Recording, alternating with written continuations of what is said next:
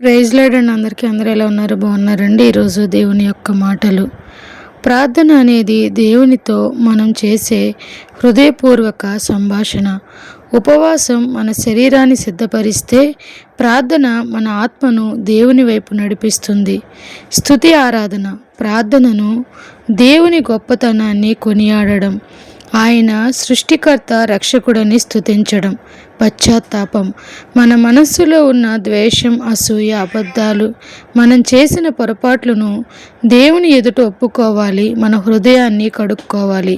కృతజ్ఞత దేవుడు మన జీవితంలో చేసిన మేలులన్నిటిని బట్టి కృతజ్ఞతలు చెప్పాలి. చిన్న చిన్న విషయాల నుండి పెద్ద విజయాల వరకు అన్నిటినీ గుర్తు చేసుకోండి. విజ్ఞాపన మన అవసరాల కంటే ఇతరుల అవసరం కోసం ఎక్కువ సమయం కేటాయించాలి. దేవుడి పరిశుద్ధ మాటలు మన వినికిడిలో దీవించునుగాక. Amen. Praise the Lord. Thank you so much.